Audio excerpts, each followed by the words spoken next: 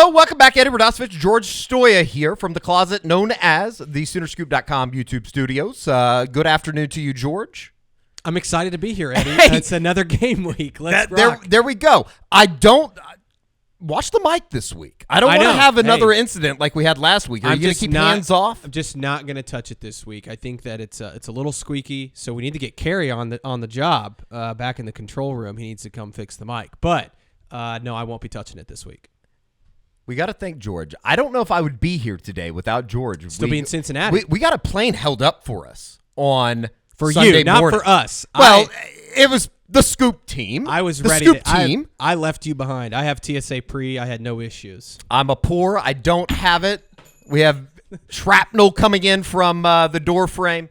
I believe Kerry was just throwing something in here. But, yeah, special thank you to George. He got a plane held up for me. Maybe one of the finer moments in my life of getting a whole entire plane held up for my arrival. And I kind of liked it, to be honest with you. Yeah, they came on the intercom and said, is an Edward Lawrence on board? And That's right. I raised my hand and I said, he's not on board, but he's on his way. And you had not gone through security yet, so you're welcome. We're about to enter the holiday season, and it should be noted to Santa Claus that lying is a sin. So got that going for you. No, Oklahoma headed into another home game here in Norman.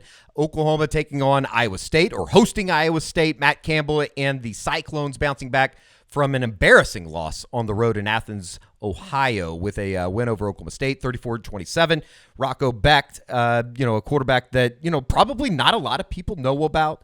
But, this is an Oklahoma program. So let's focus on the Sooners as they're coming off of a 26 victory on Saturday up in Cincinnati. It was one of those games, George, that I think that, we went into it wanting to check a number of boxes. Is this defense for real? Can they go and do the small things on the road for the first time? And as we talked about in the postgame show here on Soonerscoop.com YouTube channel, it was pretty damn good. Yeah, I mean, the defense was super impressive. You and I talked about it, Eddie. It might be the most impressive defensive performance we've seen from Oklahoma in maybe over a decade. Sure. So super impressive. Again, it's Cincinnati. How good is Cincinnati? We'll find out.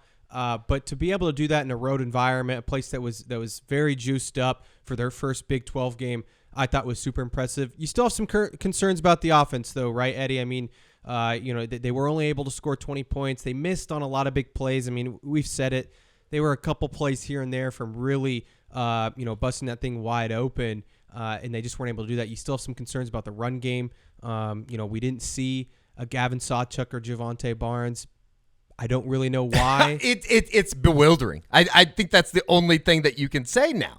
I know, and I get that question every single week in my mailbag is, how do you fix the run game? And I'm like, I don't really know what the answer is, because I think it's several issues. It's, whether it's the O-line not blocking it the right way, whether they don't have a star at running back that's maybe asserted themselves, or maybe it's the play calling. I don't know. I think it's a combination of probably all those things, right, Eddie, but it's just an interesting, storyline that's going to continue to follow Oklahoma while you have these guys, Gavin Sawchuk, Javonte Barnes. We saw what they did a year ago, so I don't really know what the problem is this year. It's practice.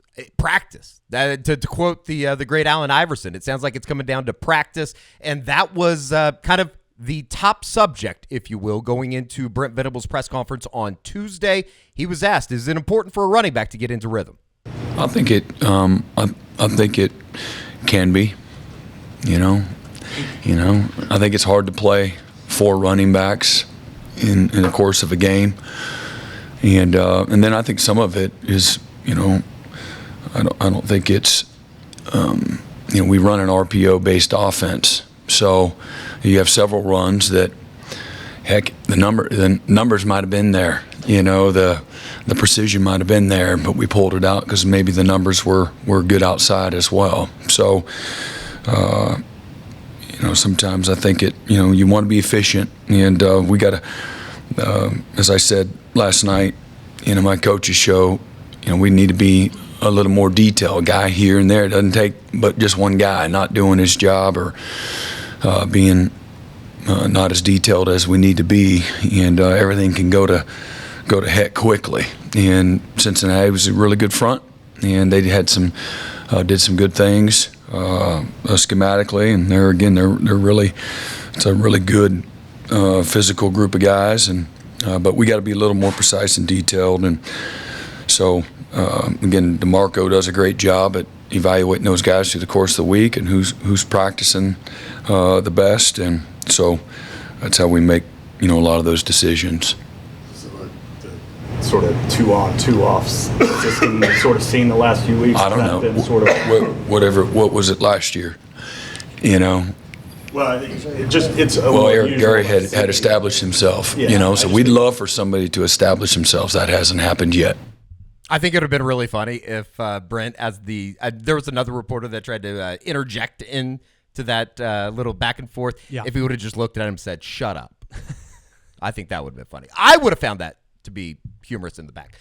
It's a striking comment, though, right? Mm-hmm. It's a striking comment just in that you're going into the 5th game of the season and you still really don't have an idea of who those running backs are going to be. And I thought, for maybe a glimmer at the end of the 3rd quarter, at the beginning of the 4th quarter, when Oklahoma started putting drives together, as we talked about in the post game, you saw Marcus Major maybe getting into rhythm for the first time all season of any running back.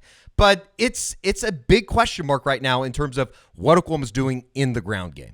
Yeah, I mean, I don't think they really have a guy. I mean, Brent just said that no one has really kind of taken over that starting role, and it sounded like to me that he wants somebody to. He wants somebody to make it clear that they are the best running back, and through 4 games, no one has. I mean, you could maybe make an argument for Tawi Walker. Sure, he's played really well. I know you have the stats. He's had the most carries. I thought Marcus Major at the end of the game on Saturday was really good. And then Javonte Barnes, that's the other running back that we've seen the most of. He's been okay, and then the Gavin Sawchuk is kind of the question mark for me. Right. We just haven't seen a lot of him. 34 carries for Tawi Walker through 4 games. Marcus Major has 32. Javonte Barnes with 28. Gavin Sawchuk with only 10. I know that they were easing him back in. They were trying to get him up to speed with the hamstring injury that kept him out for most of the preseason. You look at the averages, George, and I think it's probably a little bit surprising. They're better than you would think. Tawi Walker's averaging 5.2 a carry, Marcus Major 4.2, Javonte Barnes 4.4, and Gavin Sawchuk just 50 yards net on the 10 carries, so he's averaging 5 a carry. Yeah. But at the same time, you go back to this, and it's what Ryan Aber was asking about at the end there. This 2-on, 2-off deal, it simply doesn't make a lot of sense. You try to dream up scenarios that they're trying to, maybe they're just saving some legs for conference play. And then you don't see Javonte Barnes or Gavin Sawchuk on Saturday. And I think it really does come down to practice. I think these guys are healthy. I think that was kind of the excuse early in the year, right? Is we're like, maybe Gavin Sawchuk isn't healthy. Javonte Barnes had the foot surgery back in the spring, and so you're like, maybe they're just easing them back, and maybe that's still the case. But I fully think that they're healthy, and it's just, hey, Marcus Major had the best week of practice, so he's going to be the guy that goes out there. Tawi Walker sounds like he's just kind of the most consistent guy. I think another part of this, Eddie, both those guys are pretty good in pass protection, and I know that's an important thing. You're talking about Major and Walker, right? Yes, and I think that's a very important part of this in terms of DeMarco Murray making that decision. So, and I know there's a lot of people out there that want to point at Jeff Lebby. He's often the scapegoat. I believe this is DeMarco Murray's call, so he's the one out there rotating those backs. It's going to be interesting to see, again, who is it this week? Do they roll with Marcus Major, who's finally maybe starting to get in a rhythm, or do you give one of those other 2 guys a shot? I don't know, but I will also say, Eddie, as much as everybody says the running game isn't doing well, they're doing very average across the country. I believe they're ranked 65th in rush yards per game. Texas ranks 67th. So interesting. They're right there. They have a little bit of an excuse trying to replace Bijan Robinson, though, right? Oh, right. Well, and even Eric Gray. I mean, people forget. Eric Gray was a great running back last year for Oklahoma in terms of what Oklahoma was trying to replace. And you also just look at, I think they led the Big 12 in rushing a year ago. And so I think everybody just expected them to be able to do that again this year. And that's just not been the case. Well, that was the question on Tuesday. Why no Javonte Barnes? Why no Gavin Sawchuk? Brent Venables was asked about it. Coach, why weren't Gavin Sawchuk and Javonte Barnes in the mix on Saturday? Just week of practice. Do you know if that'll be the case again this week, or it's too soon to tell? We just had Monday non-contact practice, so I don't. DeMarco's going to evaluate that. How they practice, and so maybe we need to sneak over to practice, Eddie. Awkward. I thought it was fun. It was a fun moment from the press conference. Somebody that does kind of get an idea of what they're doing, maybe we don't know, is Tawi Walker, and he talked about it on Monday. How does he stay ready? What's the key to adjusting to how the rotations are and trying to stay locked in and engaged? Really, you just gotta, with how talented our backfield is, you just have to capitalize on all your opportunities. Make sure you're doing the right thing when you get in there, so he keeps you in there. And you just gotta worry about your assignment, and just can't worry about who's getting in what. Just make sure you capitalize on your opportunity. So there it was, Tawi Walker talking about the running back rotation. It's one of those things. I think everybody outside the program, you wonder like what's going on there, but these guys aren't idiots to a certain extent. They're at practice every day. They know who's getting the reps and who's getting the ones, who's getting the twos, and so on. I mean, yeah, like you said, it's kind of like last year with Brent Venables. It's not like he just all of a sudden forgot how to coach the defense. Just like DeMarco Murray, he didn't just all of a sudden forget, who's his best running back or who's had a good week of practice. Like, you just kind of have to trust that they're doing the right things. And again, I think there's other blame to be placed. Like, I don't think it's just on the running backs. It's sometimes they have nowhere to go. Sure. And whether that's schematically what they're doing or the offensive line not executing it, I'm not sure. I think it's probably a combination of both.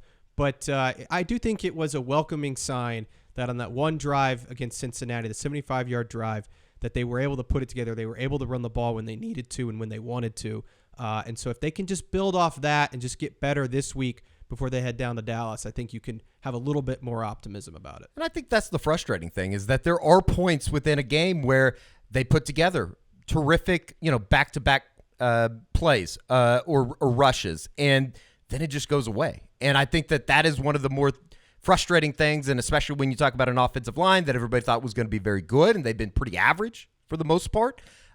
You got to be able to find some type of rhythm, whether it be in the backfield or up front, and hopefully you mesh those together before you get into the slate of Big 12 play, because you have another really good defense coming to town this weekend in Iowa State. The 3-3-5 that you asked Brent about today has kind of become infamous in college football, just for what John Heathcote has been able to do.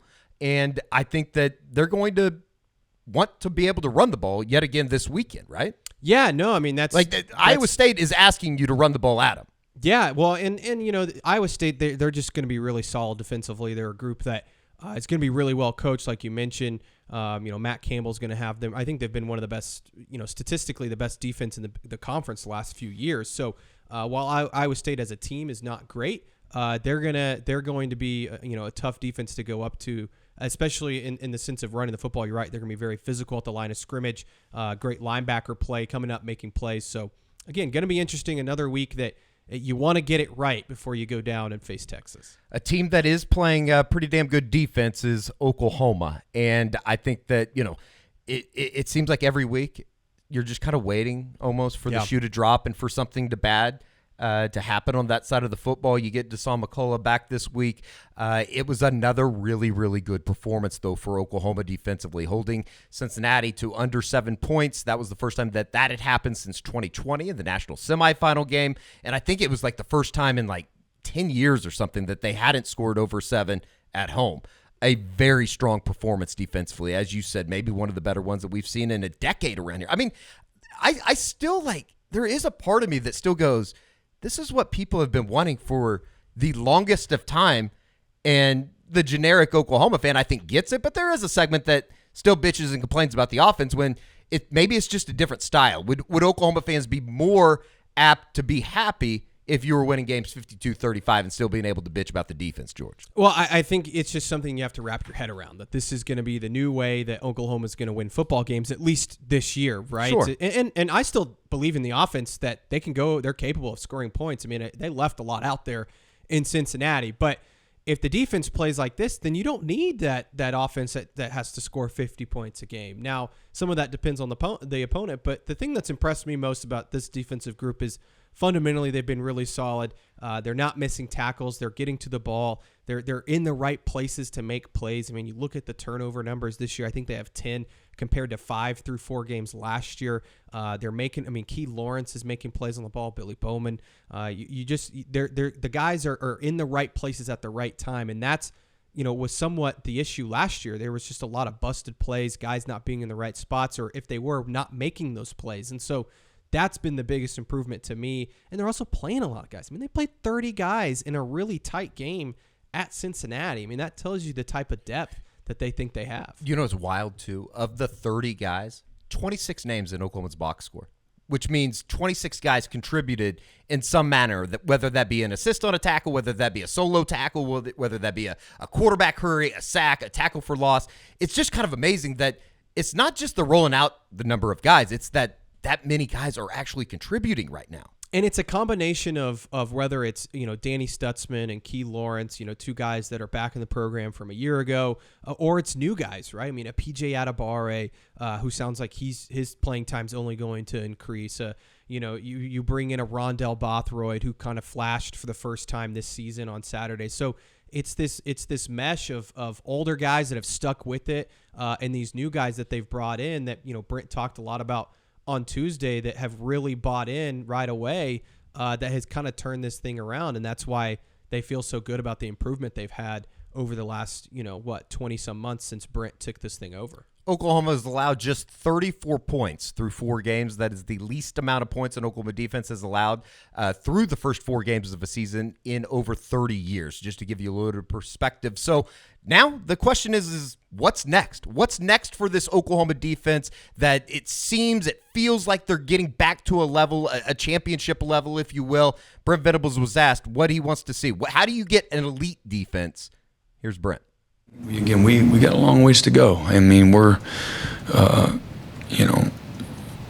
again, I have great appreciation and respect for the improvement that our guys have made, which we've been talking about for some time now, that we have seen the improvement. But again, they'll be the first ones to tell you if they stood up here. Okay, hey, this is there's evidence that there has been some improvement, but nowhere close to a finished product, and that's hard to quantify. For I let the tell of a season, the whole season. Let's see where we're at the end of the year. I think that will be a little more accurate to where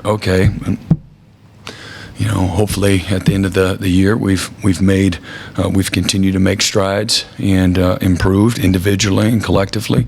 That's the expectation. That's the vision. That's the game plan. Will our guys continue to keep their head down and stay focused and driven and hungry and humble? That's part of it that we don't know. And that story of the transformation is going to be ongoing. And but there has been some improvement made.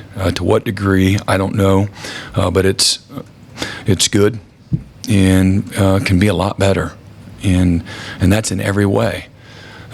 It's tackling, it's covering, it's zone, it's man, it's precision and timing, it's alignment, it's eyes, it's pad level, it's physicality, it's consistency, all of those things. It's red zone, it's third down, it's fourth down, it's P and 10.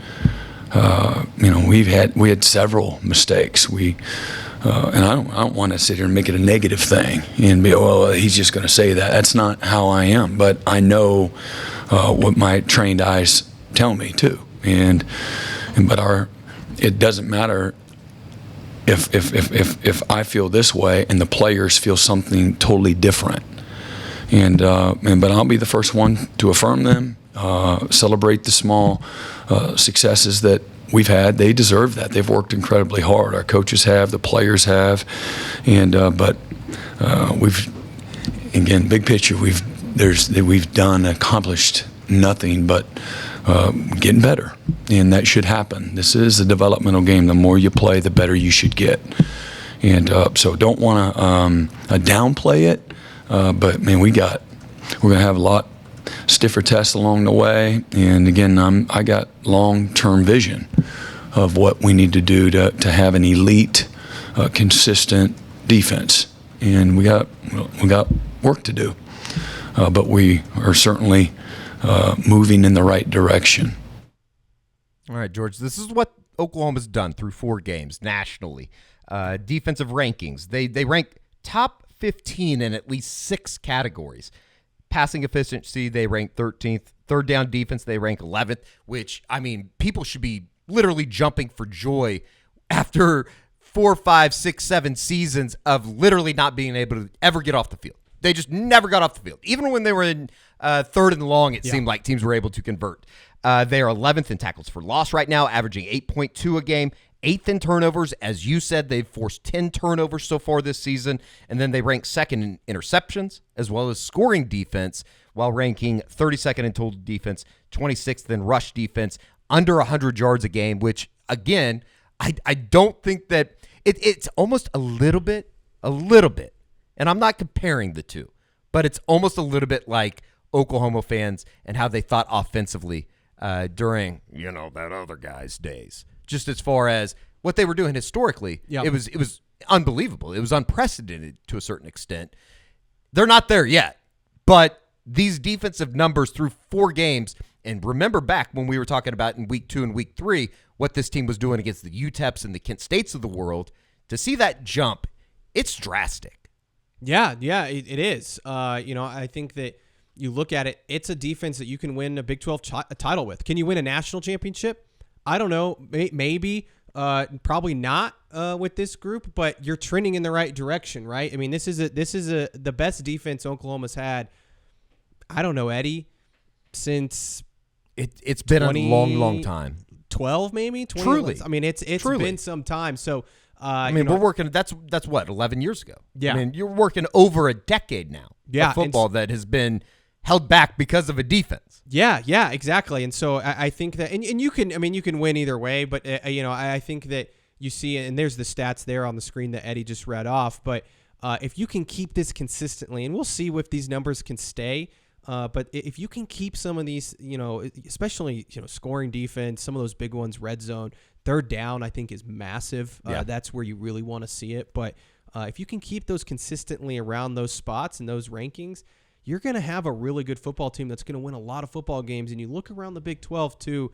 I don't know how good some of these offenses are. Sure. I mean, other than Kansas with Jalen Daniels, obviously Texas, Quinn Ewers, and all the weapons they have there, but other than that, you're looking at teams that are really struggling at the quarterback position, whether it's Oklahoma State.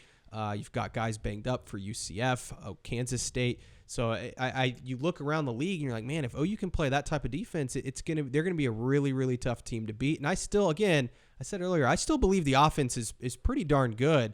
Especially I think that the statistics, the analytics love Oklahoma on both sides of the ball. So just you feel really good about it. You just hope that it continues to go in that direction like Brent wants it to. You can tell he's not ready to crown anybody just yet.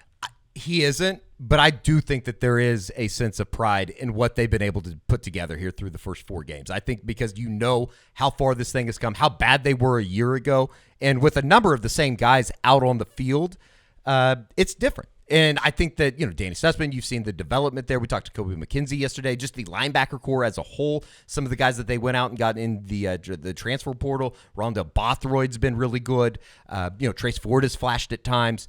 Deshaun McCullough obviously getting back out on the field this past weekend was good news. Reggie Pearson sounds like he's going to be back this week for Iowa State after missing last week's game against Cincinnati. It's a good mixture. It's a good blend of guys that have been returning and then obviously coming back for their first taste of Oklahoma football. So it's changing. It feels like it is headed in the right direction, and I think the kind of the general consensus or the big question mark now is why? Like, why have these guys taken the job besides the on-field stuff in terms of working your ass off, getting better, improving your craft, right? I think that's one of the big things, and it might just be as simple as buy-in of players, George. Yeah, I mean, that's exactly what it is. A lot of guys buying in. I think it's also they've recruited really well. You look at some of the guys that are making plays. I mean, a PJ Adebawore and Peyton Bowen. That's why you recruit 5-star players that can come in and help. But I think it's also, he talked a lot about, Brent talked a lot today about Key Lawrence and Marcus Stripling, 2 guys that, have been with the program for some time. Those 2 guys buying in are a really good example of how much growth and maturity this team has shown, because it's not just the Peyton Bowens and the PJ Adebawores that are making the plays out there.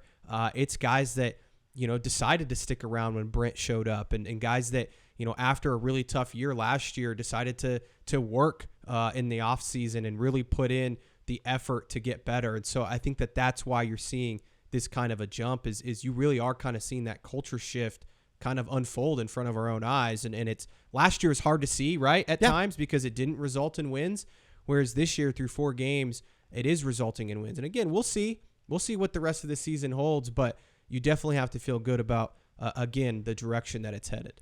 Here is Brent Venables on Tuesday at his weekly press conference talking about the buy-in of players on Team 129. I think it's critical to have the right kind of locker room, and that's not an easy thing. Again, I don't take that for granted. I think lots of communication is important. That's why, again, I like playing more guys because everybody likes to play, and even if it's just a little bit, and that sometimes that's easier said than done. I get it at certain positions, but for us to be the kind of program that we want, I want to promote, everybody valuing the role that they have and making the most of it and being a good teammate. I think is important, having a selfless, committed football team that's going to celebrate each other's success and ultimately want the team to be successful is critical. And again, cohesion and chemistry and building trust with one another, I think it's really important. So we got to do a great job of not taking that for granted as a staff. And again, I think giving guys their opportunity when they deserve to play. Sometimes it's 90-10, sometimes it's 50-50. And but if it's 90-10, they need to play their 10. I think that's important. We've got more guys that show up here for, we have food for them on Sunday that you would think, they'd be lined up all the way up and down Jenkins, but a year ago on Sundays they weren't, and not to the depth that we have this year. So to me, that says that guys are being a little more ambitious and going through a normal routine, treatment, food, film, recovery. School, everything falls into place, One of those guys that is coming off of a week in which he actually earned a captainship going into the Iowa State game alongside Tawee Walker, LV Bunkley Shelton, Rondell Bothroyd, Marcus Stripling is Key Lawrence. And, if you look at the PFF numbers, Pro Football Focus, he was the highest graded safety in the country last week for his efforts in Cincinnati, George. Yeah, look, he's a guy that we all know he has the athletic ability. I mean, he's one of those freakish guys that can do a lot of different things. It's really never clicked for him, right? I mean, you look back to his first year at Oklahoma, they kind of had him playing safety. He played some corner a little bit, made some plays, got beat here and there. And then last year in his first year with Brent Venables, didn't really see the field a ton, right? I mean, he was a guy that was kind of a rotational player, and that's how he entered this year. And then Reggie Pearson goes down, and he's taking advantage of his opportunity. And he's just another guy that he could have easily, Eddie, gone in the transfer portal, gone somewhere else last year after things didn't go his way. He stuck it out, and he's playing really good football. I mean, he might have stolen Reggie Pearson's job at that other safety spot next to Billy Bowman. Now, they're going to play a lot of different guys there because they just have so much depth at that safety spot. But when it comes down to end of games, I would believe that they want to have Key Lawrence in there because he makes plays. I mean, the interception he had in the red zone, against Cincinnati was a massive play. So he's just a really good example, I think, of the program and the direction it's headed, the kind of the culture that they're trying to build. Marcus Stripling, I mentioned him earlier. He's another guy. He's a captain this week. I think that's a huge step. I mean, he's a guy, again, last couple years we thought he might enter the portal. He stuck it out.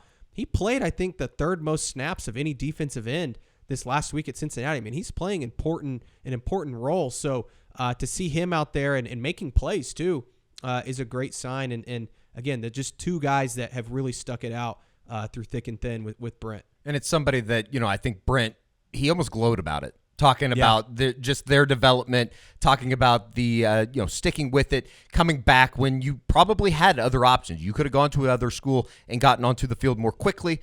And here is Coach Venables talking about that on Tuesday. But having some success last week or having success through 4 games or seeing a guy like Key Lawrence just grow up right before your eyes. And Key, if anybody's had conversation with Key 2 2 years ago, you'd say, man, what a neat guy. But he'll be the first to tell you that there were always these seeds of doubt. He was a guy that just kind of always worried about, the externals, things that he can't control, other people, environment, what you might be thinking about him, and instead of just focus on himself and focus on his opportunity and having great self-awareness. I got to get better. And that's not an easy thing to do for a lot of young guys because they've always been the guy. But the margin for error shrinks when you get to college, and it shrinks when you play better people. And he's just had an amazing transformation, I would say probably since the start of, in January, the end of the season.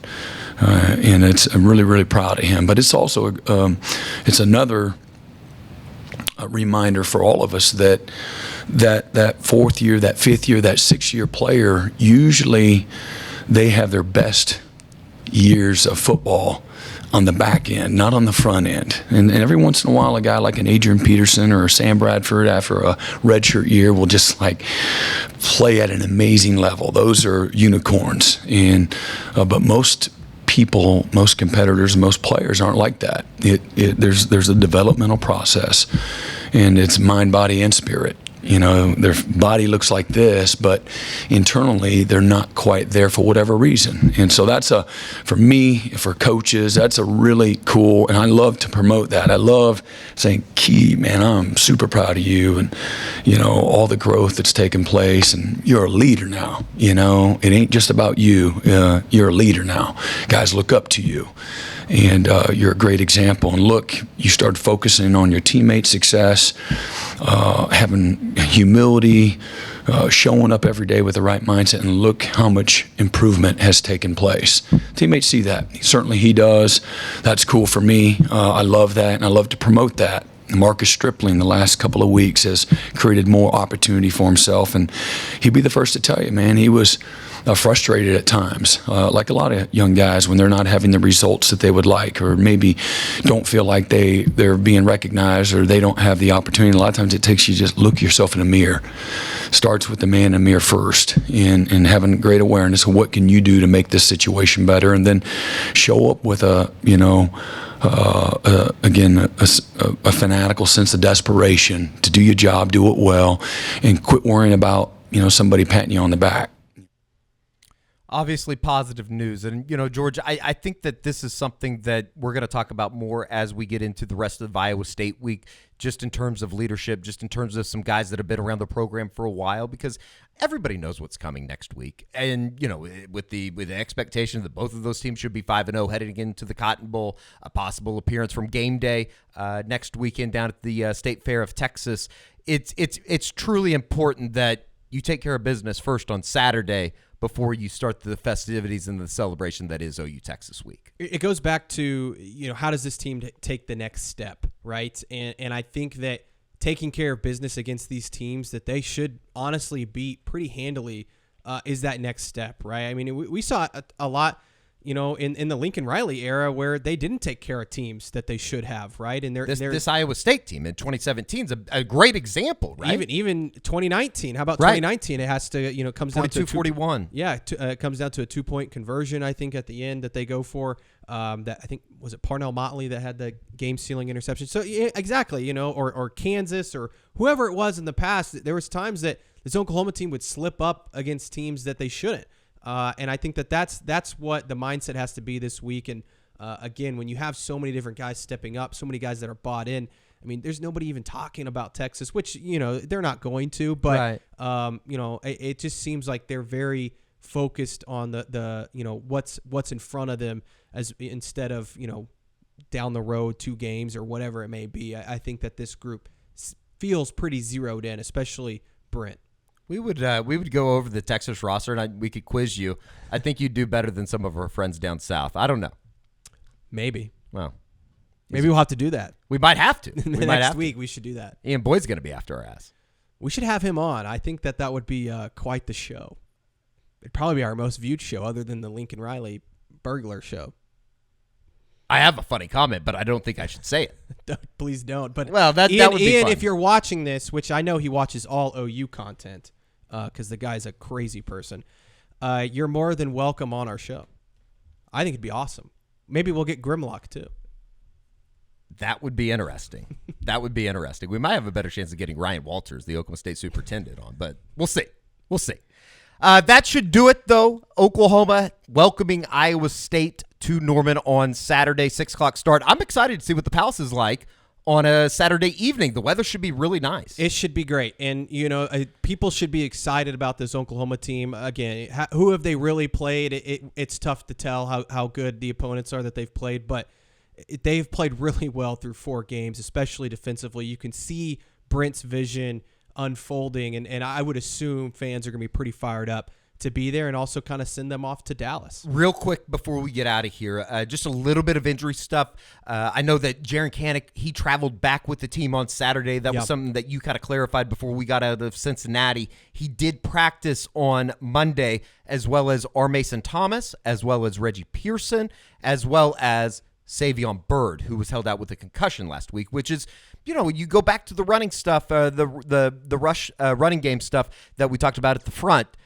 It's important that they get that thing going. They have to find some type of ground game, consistent ground game at that. And a large part of that is cohesion on the offensive line. And this is usually about the time of year that you see those Bill Bedenbaugh offensive lines come together. So it makes you wonder, if Savion's back, do they put him back in there? Is it Troy Everett's job now? I mean, I thought he actually played pretty well against Cincinnati and a really good Cincinnati defensive line. So it's going to be interesting to see if they keep that rotation or if they say, okay, this is our 5. This is what we're moving forward with. Sure. From the Soonerscoop.com office, closet, studio, he's George Stoya. I'm Eddie Radosevich. We will talk to you on Thursday for the opponent preview with Iowa State coming to town.